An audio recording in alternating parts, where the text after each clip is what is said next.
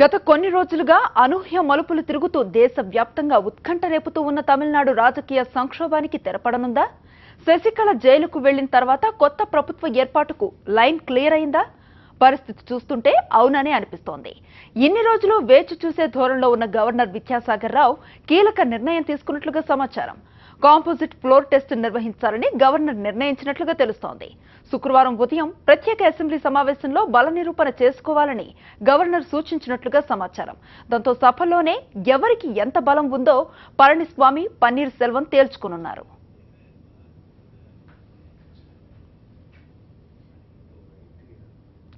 సభ సాక్షిగా ఎవరు ముఖ్యమంత్రో తేల్చే ఆప్షనే composite floor test. 1998లో Uttar Pradesh ముఖ్యమంత్రిగా కళ్యాణ్ సింగ్ ఉన్నప్పుడు ఆయనకు మద్దతిస్తున్న కొన్ని పార్టీలు వెనక్కు తగ్గాయి. దీంతో కళ్యాణ్ సింగ్ కు బలం లేదన్న విషయం గమనించిన గవర్నర్ భండారి కళ్యాణ్ సింగ్ ప్రభుత్వాన్ని రద్దు చేశారు.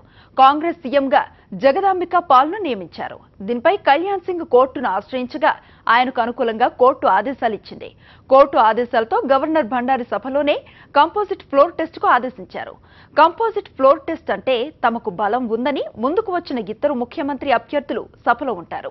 ఎక్కువ మంది ఎమ్మెల్యేలు ఎవరికి ఓటేస్తే వారే ముఖ్యమంత్రి అవుతారు. కాంపోజిట్ ఫ్లోర్ టెస్ట్ లో కళ్యాణ్ సింగ్ విజయం సాధించడంతో ఆయన ముఖ్యమంత్రి పదవి కంటిన్యూ అయ్యింది. అచ్చం ఇదే తరహాలో తమిళనాడులో అసెంబ్లీని కూడా ప్రత్యేకంగా సమావేశపరచడం గవర్నర్ ముందు ఉన్న ఆలోచన. ఎవరికి మెజారిటీ ఉందో సభలోనే తేల్చడం వల్ల క్రిస్టల్ క్లారిటీ వస్తుందన్నది దీని వెనుక ఉన్న ఆలోచన.